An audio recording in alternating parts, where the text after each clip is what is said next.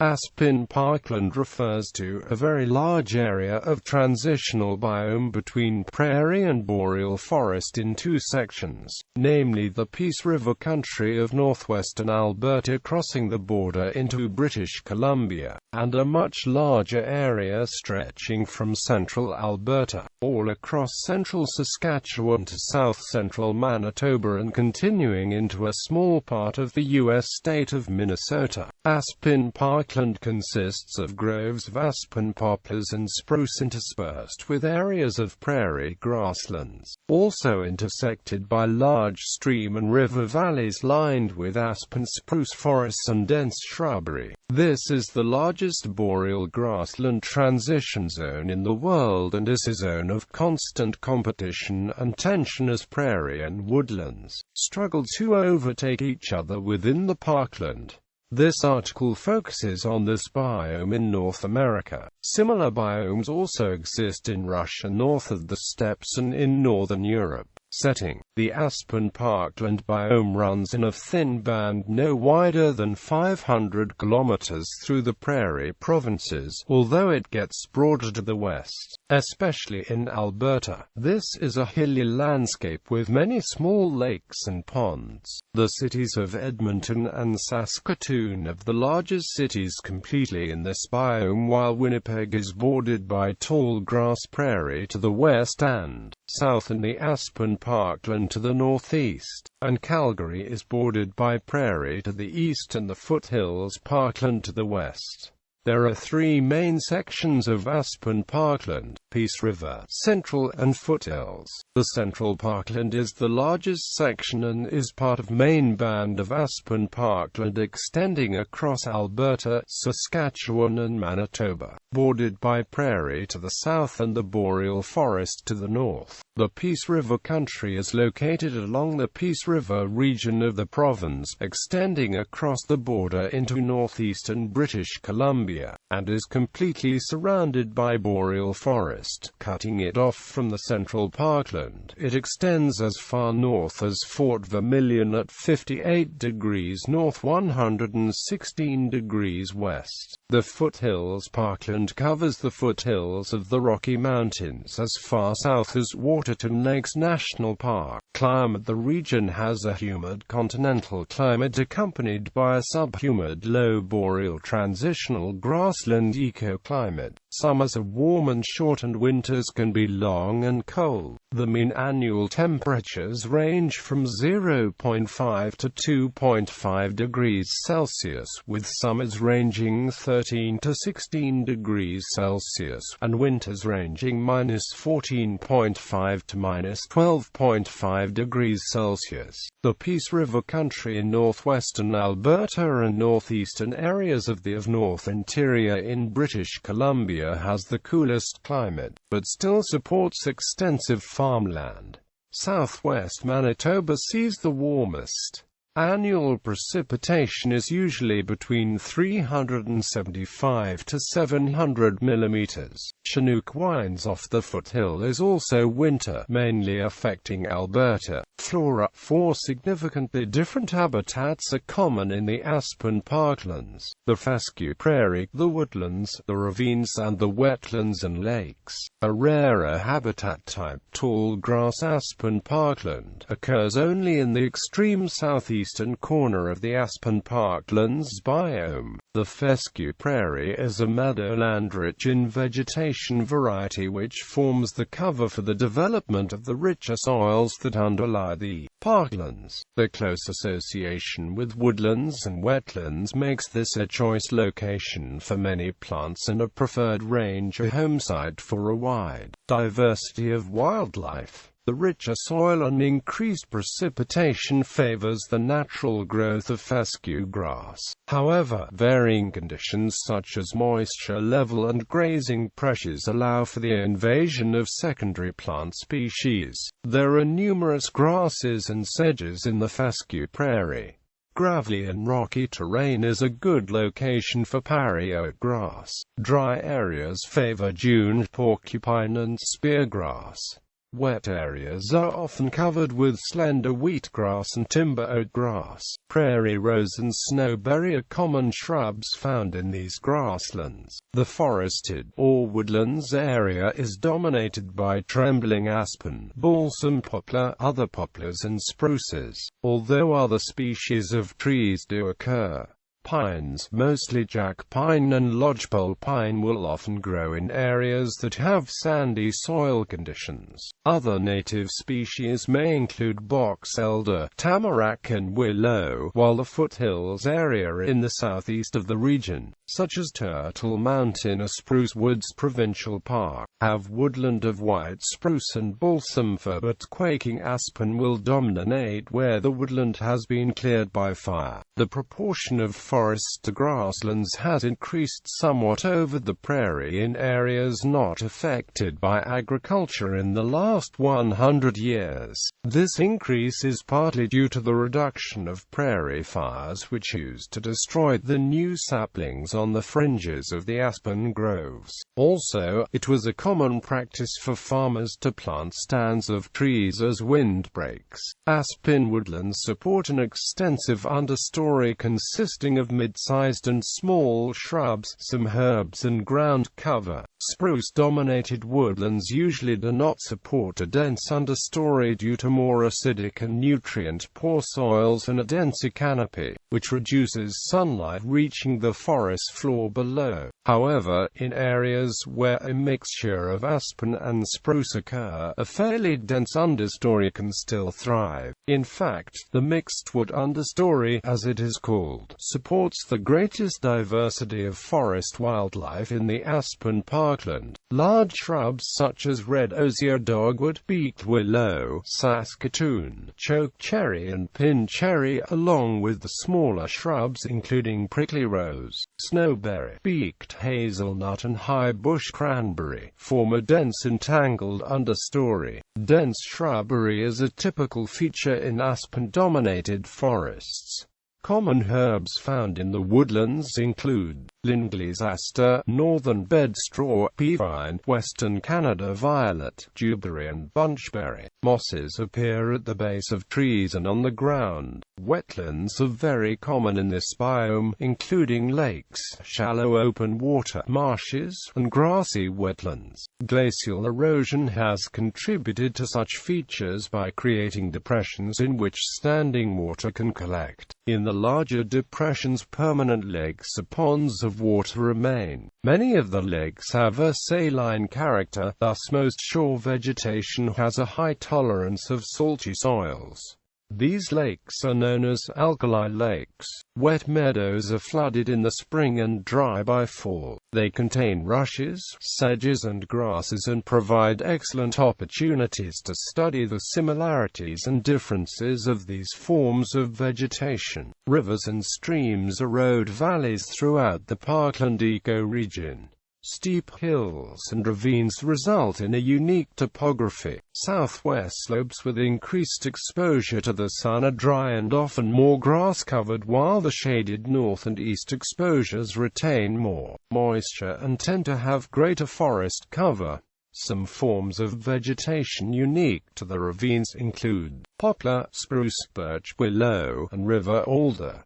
Wildflowers are an important component of the grassland association of the Parkland. Look for common yarrow, cutleaf anemone, rock cress, creeping white prairie aster, milkvetch, late yellow locoweed, goldenrod, prairie rose, prairie crocus, and tiger lily.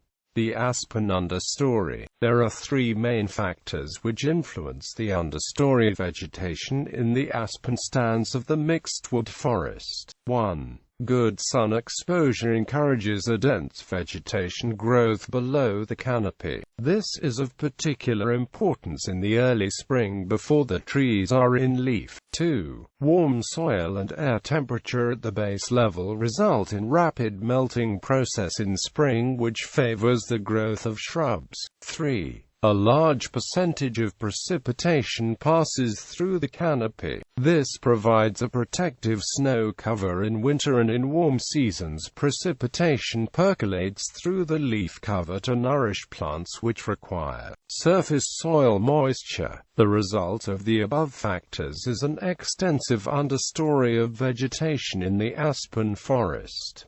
Common shrubs and herbs are Saskatoon, red dozier dogwood, raspberry, wild rose, currants and bracted honeysuckle, wild sarsaparilla, hairy lungwort, asters, and peavine, twin flower, strawberries, bunchberries, horsetails, and wintergreen form an attractive grown cover. The mineral soil is covered by a decaying cover of organic matter. Numerous consumers and decomposers create humus materials. Burrowing animals mix the new fertile materials with the soil to form a rich rooting compound. The spruce forest understory. Factors which influence the understory vegetation of spruce stands in the Boreal Forest Association include 1. Year-round reduced sun exposure below the canopy restricts the forest undergrowth to shade-tolerant species. 2. A large percentage of the precipitation is trapped in the upper tree boughs of the spruce forest and is released through evaporation. The ground cover of feather moss quickly absorbs most of the moisture which does penetrate the canopy. These factors combine to cause drier conditions in the underlying mineral soils. 3. The fallen acidic spruce needles are not fully decomposed and combine with the moss base. Water held in the moss carries the acid from the spruce needles into the mineral soil and leaches out soil nutrients, leaving a highly acidic, low-nutrient soil base which is unsuitable for most boreal vegetation. As a result of the above factors, the forest floor ranges from nearly devoid of vegetation to a dense carpet of feather moss.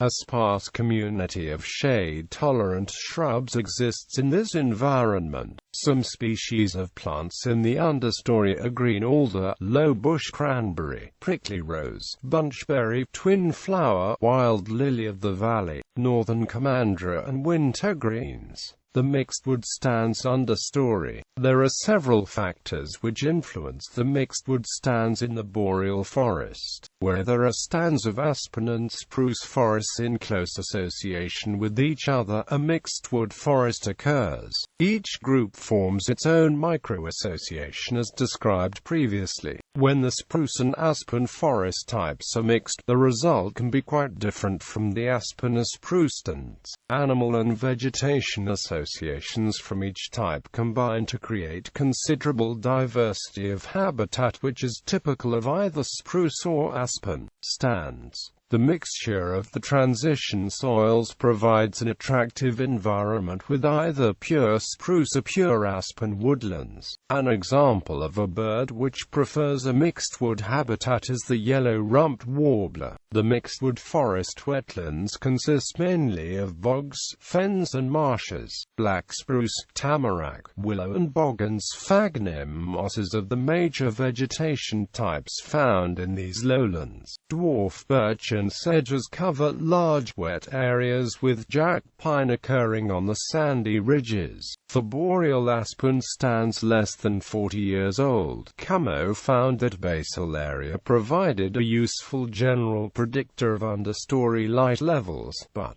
on the basis of light measurements in one 80-year-old stand, cautioned that relationships between understory light and basal area may not hold in older stands. The literature indicates that the height growth of understory spruce should be maximized when light levels exceed 40% or when aspen basal area is, and LT, 14 square meters, ha. Models developed by Wright et al. Show radial growth of understory white spruce increasing almost linearly with increasing light and a continuous decline in radial increment with increasing aspen basal area. When applied to Camo's data, the Wright et al. Models suggest that spruce mortality will remain very low until aspen basal area exceeds 20 square meters, high above which mortality will increase rapidly. Fauna wildlife in the parklands include moose, white-tailed deer, black bear, coyote, northern pocket gophers, 13-lined ground squirrels, Richardson's ground squirrels, North American beaver, snowshoe hare, weasels and gray wolf, bear, moose, foxes, coyotes, beaver, snowshoe hare and red squirrels are found most often in the mixed wood stands compared to the aspen forests and spruce forests. Burrowing rodents such as Richardson's ground squirrels, 13-lined ground squirrels, and pocket gophers play a major role in the balance between the aspen groves and the grassland. These excavators make mounds of fresh soil which are ideal locations for the germination of poplar seeds. Once established, these trees spread by suckering, thus creating a new aspen groves. White-tailed deer finds shelter in the aspen and graze on the grasslands. Coyotes and foxes hunt the resident rodents. Historically, bison grazed on the grassland and helped to prevent the spread of aspen groves. However, bison are now mostly absent due to overhunting during settlement in the 19th century and extensive loss of habitat due to agriculture. Bison, however, can still be seen in protected areas such as Elk Island National Park east of Edmonton and in farms, where they are raised for meat. Wildlife in the woodlands is varied and abundant. The varying hare, weasel, fox, coyote, and white-tailed deer make their homes in this region, while water-dependent mammals who make the ravines and wetland areas of the ecoregion the home are beaver, muskrats, otters and mink. Birds of the Aspen Parkland include kingfishers, ruffed grouse, magpies and northern orioles, and in particular several species of warblers find this a preferred habitat. Extensive cultivation has disturbed the habitats of some birds which nest and feed on the fescue grassland. However, the horned lark and meadowlark have managed to adapt to the new conditions. Song sparrow, Vesper sparrow, and American goldfinch can often be seen in open areas. The woodlands, meanwhile, are abundant with a variety of bird species. Black-capped chickadee, hairy woodpeckers, ruffed grouse, magpies, and great horned owls can be observed in all seasons. Summer residents include red-eyed vireo, least flycatcher and northern oriole. Birds which prefer the wetland habitat include kingfishers and bank swallows. Finally, there is an abundance of bird life around the wetland marshes. Many species of ducks make the summer homes in these waters, and Canada geese nest in the more remote marshes. Blackbirds, marsh wrens and black terns nest in the reeds. Franklin gulls nest in the marsh vegetation, but range over agricultural fields for grasshoppers, crickets, and mice.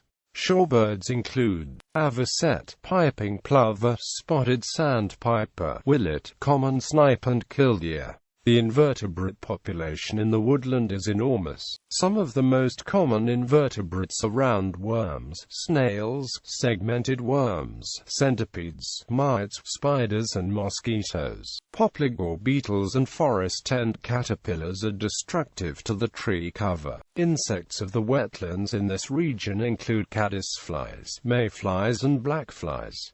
Human use, threats and conservation. Before European colonization, there were large areas of western aspen and aspen parkland in the west of what would become Canada and the United States. This was maintained by light to moderate fires with a frequency of 3 to 15 years. Fire also swept the Rocky Mountains aspen as frequently as every 10 years, creating large areas of parkland. Settlement increased fire frequency in the late 19th century until fire suppression became became popular. Most of the Aspen Parkland, like the prairie biome, has been extensively altered by agriculture over the last 100 years since settlement first began in the late 19th century. While the climate is generally cooler than in the prairies, the climate is still mild and dry enough to support large-scale farming of crops such as canola, alfalfa and wheat, and livestock grazing. The soils in the Aspen Parkland biome are also quite fertile, especially around Edmonton and Saskatchewan. Oil and natural gas exploration and drilling have also disturbed the natural habitat, especially in Alberta and northeastern British Columbia. As a result, less than 10% of the original habitat remains undisturbed. The largest blocks of intact parkland can be found in Moose Mountain Provincial Park north of Carlisle, Saskatchewan, on Bronson Forest in Saskatchewan, and Elk Island National Park and Canadian Forces Base Wainwright in Alberta. The rest of the parkland area does contain fragments of original habitat, some in protected areas such as Spruce Woods Provincial Park and Turtle Mountain Provincial Park in Manitoba, and Porcupine Provincial Forest in Saskatchewan. Human cultures. The First Nations of this region were not solely buffalo-hunting nomads, as were tribes to the south. They also relied to a great extent on trapping, fishing, and deer and moose hunting, as well as gathering parkland berries, such as the Saskatoon berry or the high bush cranberry. This area was one of the most important regions of the fur trade in North America. Both the Assiniboine and North Saskatchewan rivers were major fur trade routes, with a number of fur trade posts, much more so than rivers to the prairie south. The Meakutis people were formed around these posts from the intermarriage of white fur traders and native trappers. Once European settlement began, this region was desired by the peasant farmers of Eastern Europe and the smallholders of Quebec for its wooded land, so that they could build and heat their own homes. This is as opposed to the primarily British and American settlers, who desired grasslands that were easier to break and plow. At the time, people of similar backgrounds were allowed to concentrate into block settlements by the federal government. For example, the Edna Star colony in Alberta, the largest concentration of Ukrainians on the prairies. As a result of these different styles of indigenous hunting agricultural settlement, the ethnic makeup of the prairie provinces is somewhat divided north and south. Cree, Meakutis, French, and Ukrainian Canadians are concentrated in the Parkland Belt, and in parkland cities such as Edmonton, Saskatoon, and Winnipeg, as opposed to prairie cities like Calgary and Regina, which were settled more so by people of Blackfoot, Sioux, American, English, and German backgrounds.